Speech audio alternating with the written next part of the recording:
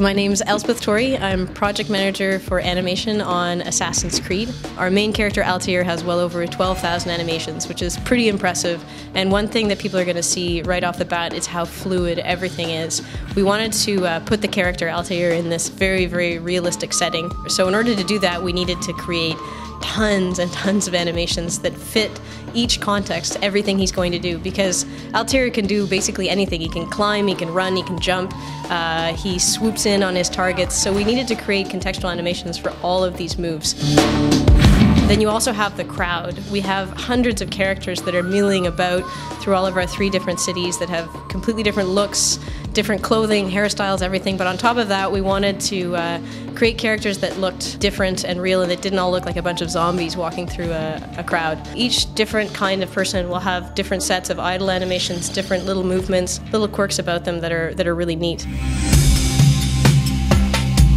The sheer quantity of animation on this, I think is, I don't know if it's unrivaled, but it's pretty darn close, I'm sure. Just the quantity of animations we had, and also the amount of stuff that was done by hand. At the beginning, we started looking into technologies to see, was the stuff at the level we needed it to be at to go ahead and do a lot of procedural animations. And in the end, we felt that to get the quality that we were looking for, we would do a lot of the transitions. A lot of the stuff was done straight by the animators and not by the computer.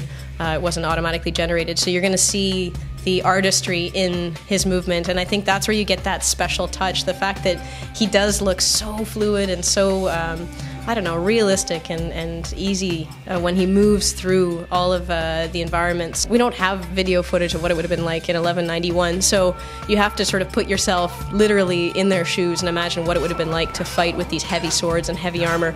So when you go into that mocap studio, you have to do a lot of takes and kind of work it out as you go along. So for the combat animations, we wanted to create a style that wasn't necessarily a trained, specific style of combat. We wanted to give that feeling of like raw medieval violence.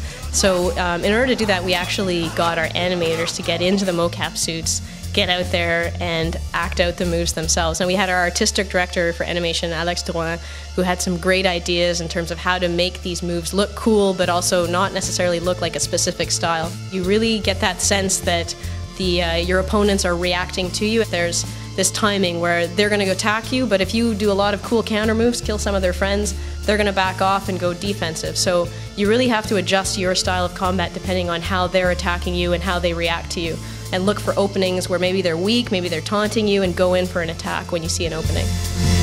Just a few more weeks now and you're going to have it. So really excited for all of you to get the first chance to play this game.